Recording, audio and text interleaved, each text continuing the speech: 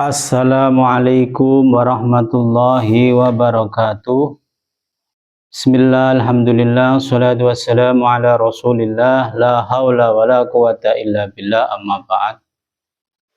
Hadratil muhtaramin, sahabat-sahabatku, teman-temanku, saudara-saudaraku, sahabat dalam kebaikan, teman dalam bergandengan tangan menuju ridhanya Allah, keluarga dalam hal saling mengingatkan dalam urusan sabar dan takwa di hadapan Allah. Alhamdulillah, di malam yang ke-24 bulan Ramadan kali ini kita masih diberi kesempatan untuk menjalankan rutinitas kita, yaitu kajian kitab Minhajul Arifin karya dari Syekh Abi Hamid Al-Ghazali. Sebelum kajian kita mulai, marilah kita berkirim surah Fatihah kepada guru-guru kita yang telah mengajari kita, kepada leluhur-leluhur kita, kepada orang tua kita, atau semua saja yang telah berjasa dalam kita tholabul ilmi. Ala hadiniyah al-Fatihah. Malik yaumiddin. Iya kan, shiratal mustaqim shiratal ladzina an'amta 'alaihim ghairil maghdubi 'alaihim waliwalidayya walil mu'minin. Khususon kepada musannaf hadzal kitab Syekhina Abi Hamid Al-Ghazali. Al-Fatihah. Alhamdulillahirabbil alamin arrahmanir rahim maliki yaumiddin. Iya kan, shiratal mustaqim shiratal maghdubi 'alaihim waliwalidayya. Alhamdulillah, kita memasuki babul haji. Kemarin setelah babus saum, babus zakat, ini memasuki babul haji. Qala al-musannaf hadzal kitab rahimallahu taala wa nafa'ana bihi wa bi ulumihi fid dharaini amin. Babul haji, bab menerangkan haji. Wal muridu bagi seorang yang seorang murid, bagi seorang yang berkeinginan, seorang murid penempuh jalan suluk, penempuh jalan di jalannya Allah. Wal muridu idza hajja, ketika bermaksud menunaikan ibadah haji, ya'taqidun niyata khaufar raddi. Jadi seorang murid ketika hendak menunaikan ibadah haji harus menguatkan niatnya, memperkuat niatnya, takut hajinya nanti mardud atau tidak diterima. Itu ketika orang mau menjalankan haji. Jadi harus benar-benar kita itu memperkuat niat kita, takut kalau seandainya lantaran keteledoran kita, haji kita tidak menjadi haji yang mabrur, tapi haji mardud.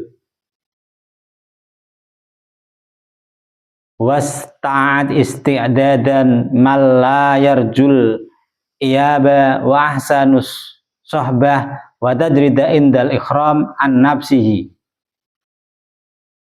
Kemudian murid tersebut harus mempersiapkan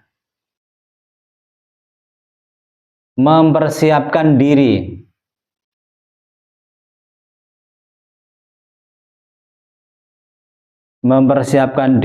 untuk senantiasa membaik-baikkan atau apa, membaik-baikkan itu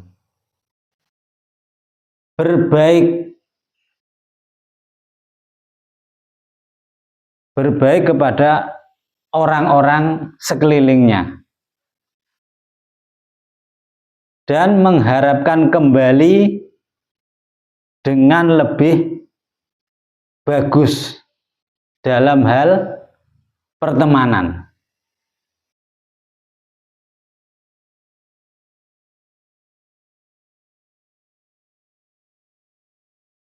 Dan kemudian menyendiri ketika ihram dari menyendiri dari dirinya sendiri, dari nafsunya sendiri,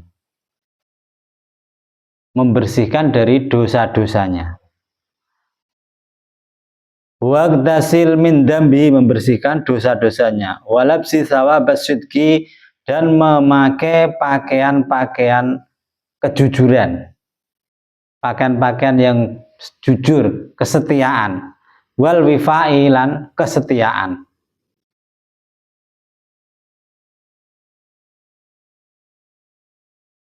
Wala bialan membaca talbiyah muwafaqatul haqi, membaca talbiyah atau kalimat talbiyah labbaik Allahumma labbaik gitu ya. Membaca talbiyah untuk mensucikan Allah yang maha hak, muwafaqatul haqi fi ijabati da'watihi,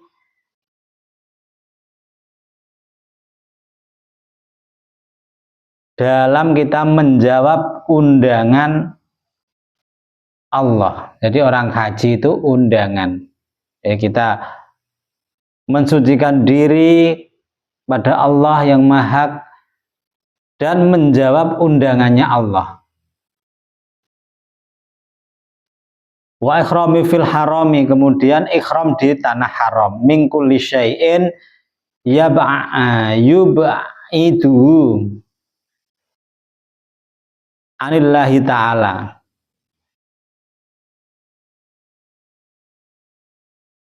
dari setiap segala sesuatu yang menjauhkan dari tanah, menjauhkan dari Allah Subhanahu wa ta'ala. Ketika sudah di tanah haram, kita benar-benar meninggalkan segala sesuatu yang bisa menjauhkan kita dari Allah. Wa tawfa biqalbihi, kemudian dia tawaf dengan hatinya. Haula kursi karomatihi, di sekitar kursi kemuliaannya Allah. Wasofa dzahirahu, dan membersihkan zahirnya, wabatinahu, dan batinnya, indal wukufi, ketika melaksanakan wukuf, ala sofa, di atas wawahar walalan, kemudian lari-lari, haroban min hawahu, lari-lari dan lari menjauh dari hawa nafsunya. Walam yatamanna ala Allah tamanna ma la yahillu lahu, dan tidak mengharapkan dari Allah dengan pengharapan yang tidak halal kepada Allah. Wa'tirofa bil khoto'i, dan mengakui segala kesalahan di Arafah, ketika kita sedang di Arafah. Wa taqarruba ilallah bi Musdalifah, kemudian kita mendekat kepada Allah, lebih mendekat kepada Allah ketika sudah di Musdalifah. Wa rama syahawat inda ramyil jumarat, kemudian kita melempari syahwat kita, nafsu kita lempari ketika sedang melempar jumrah. Wadabaghawahu, kemudian kita menyembelih hawa nafsu kita. Wa khalaqad dunub, kemudian kita menyukur dosa-dosa kita.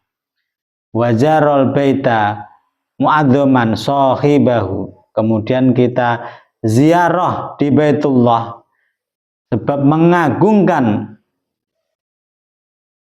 kepada zat yang memiliki kita, yaitu Allah Subhanahu wa ta'ala.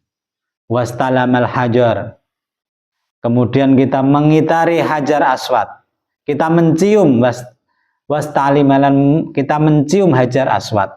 Ridho biqadaihi, sebab kita ridho dengan semua putusannya Allah. Wa wada madunallahi fi tawafil wada, dan kita meninggalkan segala sesuatu selain Allah ketika kita tawaf wada. Jadi haji ini termasuk rukun Islam yang paling ribet ini. Kalau syahadat ringan, tidak perlu biaya, penting kita punya keyakinan yang kuat, yakin. Syahadat, sholat, semua orang bisa melakukan sholat syariah ini. Kemudian ketika sholat syariah harus ditingkatkan ke sholat yang tarafnya lebih tinggi lagi. Bukan hanya sholat zuhur, tapi benar-benar juga harus dibarengi sholat batin dan sholat hati kita. Sholat zakat. Zakat ini, zakat fitrah ini semua bisa melaksanakan. Zakat, sholat, puasa. Puasa ini juga malah ngirit kita. Puasa ini simple. Nah, yang paling berat ini haji. Haji ini makanya dalam itu teksnya kan manis tato ilai sabila. Wal haji manis tato ilai, haji bagi orang yang mampu untuk menjalankan haji itu. Mampu di sini juga maknanya banyak. Mampu secara finansial, ongkos ke sana, dan juga ongkos yang ditinggal di rumah, itu kategori mampu. Juga mampu kita bisa sampai ke sana. Ini mampu ini kalau di zaman sekarang ya kuotanya sudah dapat, terus apa? Ya biaya ongkosnya sudah terpenuhi. Ini kita daftar tunggu haji saja lama ya di Indonesia ini. Di mana-mana karena lama. Kalau mau yang cepat juga biayanya super mahal. Nah, ini haji. Makanya dalam haji itu ada 3 panggilan. Ketika yang pertama Nabi Ibrahim disuruh sama Allah untuk memanggil anak cucunya untuk beribadah. Itu panggilan-panggilan Nabi Ibrahim. Kemudian malaikat juga memanggil. Nah, kemudian si iblis ini, setan, juga memanggil. Ya, kalau yang manggil Nabiullah Ibrahim ya datang ibadah, pulang selamat, membawa haji mabrur. Ya, kalau yang dimanggil malaikat ya kemudian dipanggil sama Allah menghadap di tanah suci. Ya, kemudian yang terakhir, panggilan yang ketiga, panggilan yang memanggil adalah iblis, ikut-ikut memanggil. Ini yang repot nih panggilan iblis. Sama-sama ke tanah suci, sama-sama prosesi, sama-sama biayanya, sama-sama nunggu kuotanya. Ya, kalau yang manggil iblis pulang nggak jadi baik, malah tambah parah, atau haji mardud yang tertolak. Makanya Imam Ghazali mengajari kita ketika kita hendak menunaikan ibadah haji, kita benar-benar menjaga, menguatkan niat kita, takut jangan sampai haji kita ini tertolak, jadi haji yang mardud. Sebab keteledoran kita dalam menjaga niat kita, dalam ketika kita beribadah itu tidak karena Allah. Di sana banyak misalnya apa? Gangguan-gangguan yang bersumber dari setannya kita. Nah, kita lalai di sana, itu harus kita jaga. Kemudian kita mempersiapkan dengan persiapan-persiapan yang benar-benar kita itu, orang mau haji itu persiapannya luar biasa. Kalau di Indonesia ya manasik, ada pelatihan-pelatihan yang berbulan-bulan. Itu benar-benar kita persiapkan.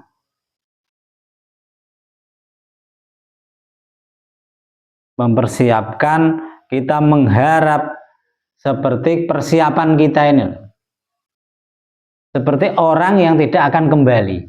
benar-benar mempersiapkan dohiron wa batinan kita ketika berangkat ke tanah suci itu kayak kita mau bertemu Allah di sana.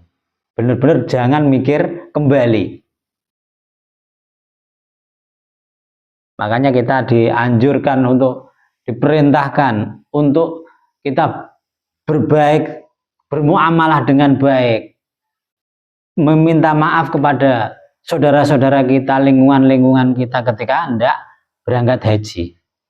Juga ketika di perjalanan dengan rombongan kita, ya ini kita juga harus berperilaku yang baik, menjaga niatan ibadah kita. Dan ketika kita memakai tanah haram, memakai kain ihram, nah ini kita harus benar-benar mengosongkan diri kita. Mengosongkan diri kita dari selain Allah. Kita niatnya ibadah, hati kita penuhi dengan keinginan untuk beribadah dan beribadah, mendekat kepada Allah, mengharap ridhonya Allah. Nah, ini ketika kita sudah mendekati tanah haram, ketika kita ngambil mikot pakai kain ihram. Dan kita disunahkan juga mandi, diperintahkan mandi sebelum mandi dari semua dosa kita. Dosa-dosa kita mandikan, kita mandi menjelang memakai ihram itu, mandi. Kemudian semua dosa kita minta ampun kepada Allah. Dari dosa ragawi kita, dosa ruhaniyah kita, dosa hati kita, dosa pikiran kita, dosa mata kita. Bagaimana mata ini yang senantiasa kita biarkan mata ini melihat kepada kemaksiatan-kemaksiatan ataupun kemungkaran-kemungkaran. Bagaimana telinga kita biarkan mendengarkan hal-hal yang tidak ada manfaatnya, bahkan hal-hal yang cenderung maksiat. Bagaimana mulut kita? Nah, ini kayak kita mandikan semuanya. Kita mandikan dari semua dosa-dosa, dosa tangan kita, dosa kaki kita mandi semuanya. Kemudian kita memakai pakaian ihram. Pakaian ihram itu pakaian yang putih. Pakaian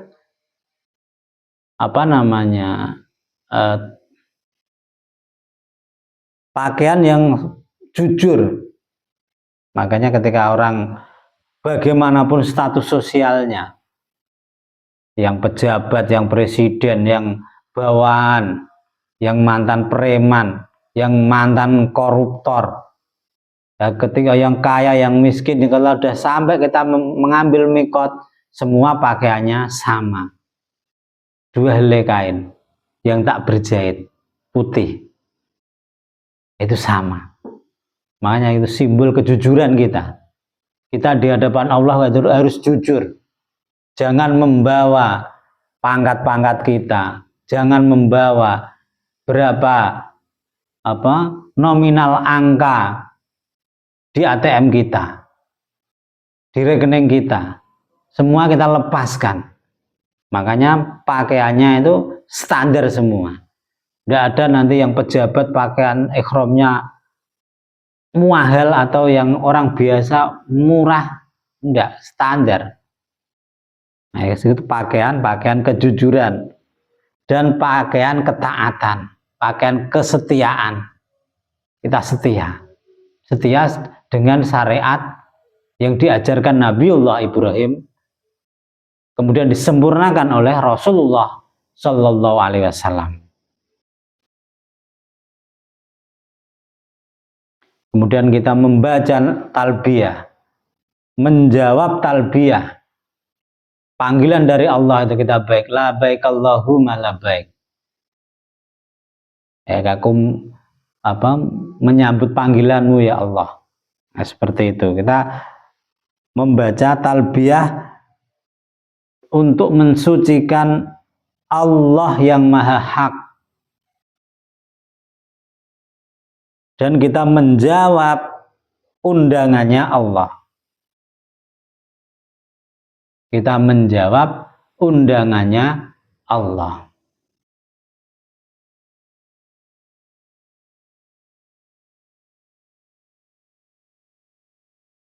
Nah, kita setelah itu di tanah haram ya, kita hindari perbuatan-perbuatan yang menjauhkan. Selama di tanah haram, ketika ihram di tanah haram, ya, kita menjauhkan segala sesuatu yang menjauhkan kita dari Allah. Hati kita berzikir, lisan kita berzikir, memanggil, menjawab panggilan Allah. Kemudian kita tawaf dengan hati kita di sekitar kursi, mengitari kursi kemuliaannya Allah.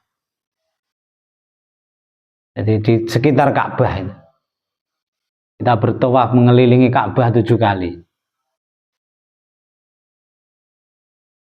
Nah, ini Ka'bah yang zahir. Ya, karena apa? Ka'bah yang zahir ini merupakan, makanya Ka'bah itu nama lainnya adalah Ummul Qura.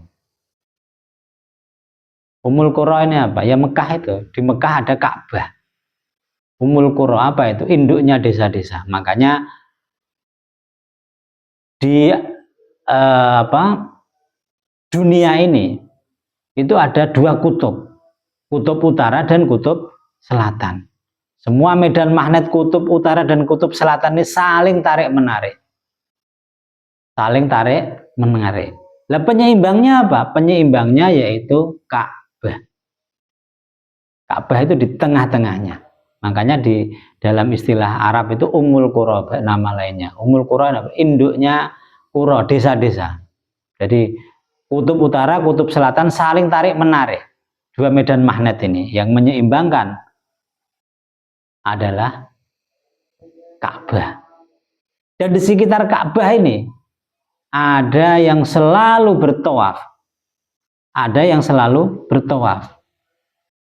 Makanya semua umat Islam ini kalau sholat menghadap kiblat, doa-doa kita menghadap kiblat.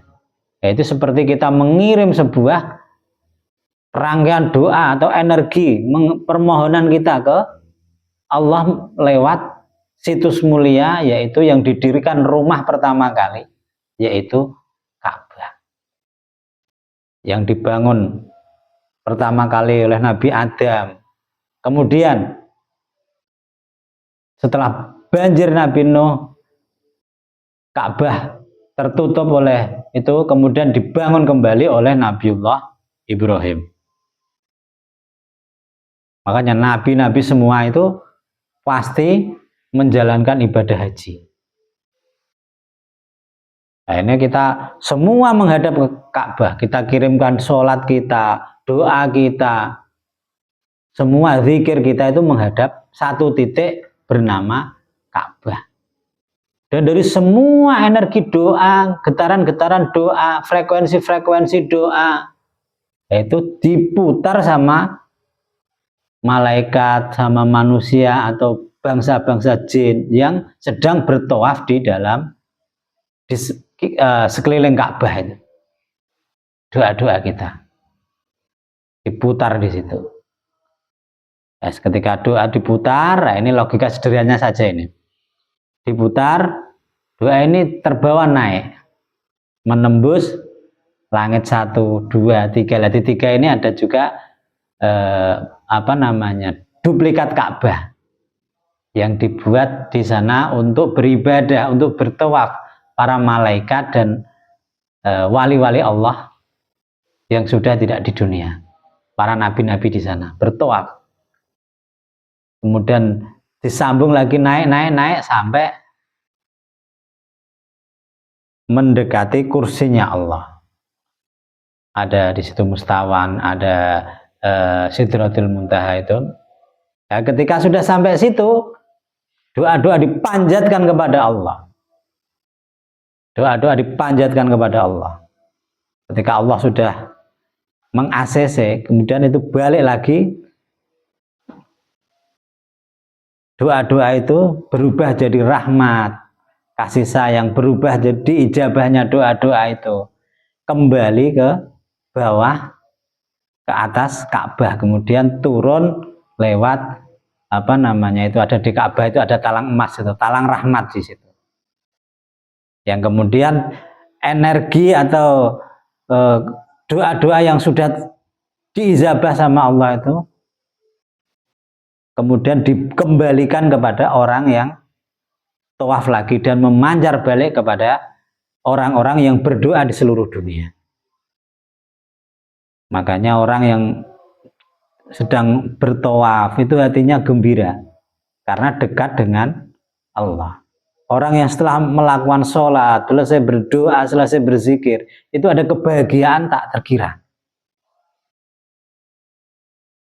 Makanya kita itu, sholat kita itu adalah hadiah terbesar manusia sebagai khalifah untuk menjaga keseimbangan alam.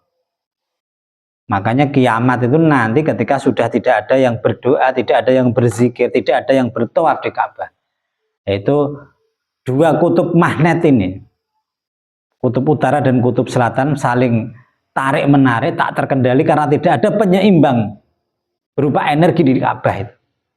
Itulah terjadi kiamat.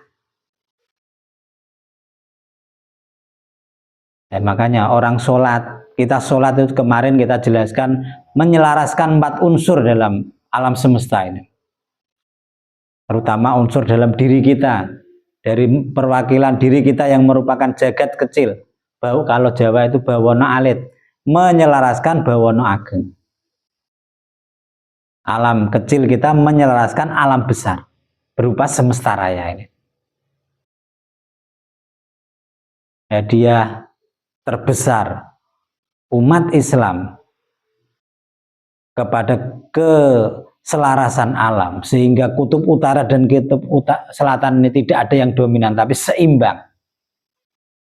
Bisa kita bayangkan ketika satu ini geser dikit saja, terjadi perubahan iklim yang luar biasa. Es bisa mencair, perubahan cuaca atau apa. Makanya ketika orang yang banyak, kita di daerah yang banyak kemaksiatannya, banyak melakukan jauh dari nilai ubudiyah kepada Allah, itu pasti di lingkungan itu terasa nggak nyaman. Karena apa? Ya, orang-orang itu mengirimkan energi-energi negatif. Ya, ketika ada orang-orang, makanya para wali Allah itu, para aulia Allah itu, ketika ada balak mau turun, dia yang pertama kali menghalangi. Makanya dalam Quran itu ketika awala ana ahlul qura amanu wa taqula fatahna alaihim barakatim minas sama. Ketika sebuah wilayah itu pada beriman dan bertakwa, maka Allah akan membuka pintu langit dan memberikan berkah kepadanya. Kalau di situ tidak ada yang bertakwa, tidak ada yang beriman, malah yang menggalang kemaksiatan-kemaksiatan, yang terjadi adalah hilangnya keberkahan. Nah, ketika kita melakukan ini ya, kita bertawaf dengan hati kita itu mengelilingi kursi keramat kemuliaannya Allah.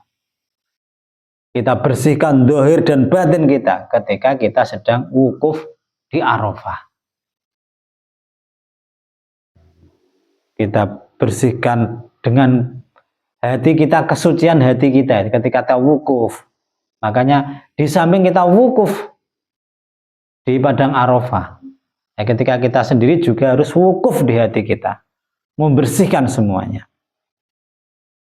Ketika kita berlari kecil Safa Marwah itu, ya, kita sedang lari dari hawa nafsu kita, menjauhi supaya tidak terjatuh kepada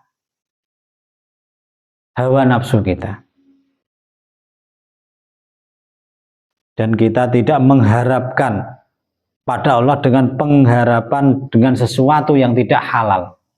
Makanya bagaimana Ibunda Hajar berlari mencari air dari Bukit Sofa dan Marwah itu dengan pengharapan Natal. Dia mengharap pada Allah untuk bisa memberikan minum kepada putranya Nabiullah Ismail yang kehausan dari minuman yang halal. Makanya ketika kita juga harus berusaha, kita berlari ke sana kemari mencari rezeki untuk maisha kita, untuk keluarga kita itu dengan cara tujuan mencari yang halal. Dan kita mengakui semua kesalahan-kesalahan kita di hadapan Allah ketika di Arafah. Kita akui, kita minta maaf, kita taubat di Arafah. Kita mendekat kepada Allah, lebih mendekat di Musdalifah. Bermalam di Musdalifah, kita mendekat pada Allah. Kemudian kita lempar nafsu-nafsu kita, keinginan-keinginan kita yang menjauhkan kita dari Allah, kita lempari. Seperti ketika kita melempar jumrah. Kita lempari nafsu kita, ego kita. Dan kita sembelih hawa nafsu kita. Kita berkorban, kita sembelih. Dan kita kemudian menyukur dosa-dosa kita. Kita menyukur, kita tahalul. Dan kita berziarah di Baitullah dengan mengagungkan Allah, zat yang memiliki segalanya, memiliki kita. Ini nilai-nilai haji ini harus benar-benar kita praktekkan. Sudahkah kita berhaji? Di samping kita berhaji ke tanah suci, ya sebelumnya kita berhaji menziarahi diri kita sendiri. Baitullah yang ada di dada kita. Kita ziarahi Ka'bah yang ada di dalam hati kita. Kita tawafi dengan zikir. Kita lepaskan segala yang selain Allah.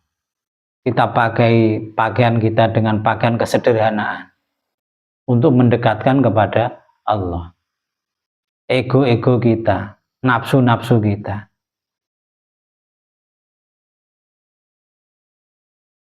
Dan kita cium Hajar Aswad untuk mengharap ridho dengan semua ketentuan Allah.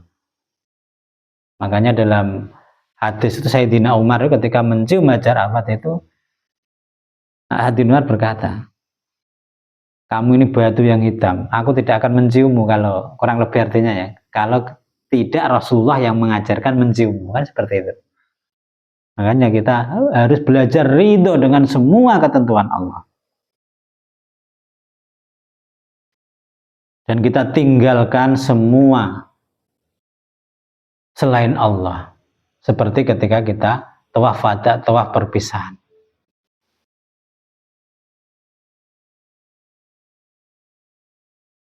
Ya semoga kita ini bisa diperjalankan oleh Allah untuk menyambut panggilan Allah, menyambut panggilan Nabiullah Ibrahim untuk berziarah ke tanah suci, untuk haji dan umrah. Itu harapan semua umat Islam.